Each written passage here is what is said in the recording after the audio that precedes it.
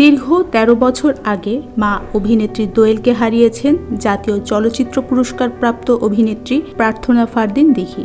রবিবার ২৯ ডিসেম্বর মায়ের ১৩তম মৃত্যুবার্ষিকীতে ফেসবুক পেজে এক আবেগঘন স্ট্যাটাসে মাকে নিয়ে স্মৃতিচারণ করেন এই অভিনেত্রী। এদিন মায়ের কথা স্মরণ করে সোশ্যাল মিডিয়ায় আবেগঘন পোস্ট দিয়েছেন মেয়ে দিঘি। তাতে মা হারানোর কষ্টের কথা ফুটে উঠেছে।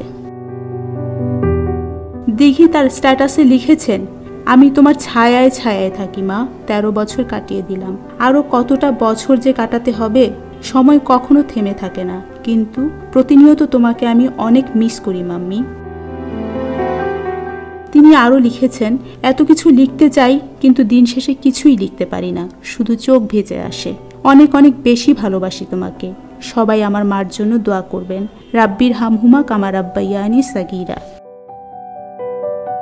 মায়ের মৃত্যুর সময় শিশুশিল্পী ছিলেন দিঘি, আর এখন পর্দার নায়িকা। তবে এতদিন পরেও মায়ের কথা স্পষ্টতই মনে আছে তার। এ কারণেই মায়ের কথা মনে করে কেঁদে ওঠেন এই চিত্রনায়িকা। ফারজানা জবা, খবর সংযোগ।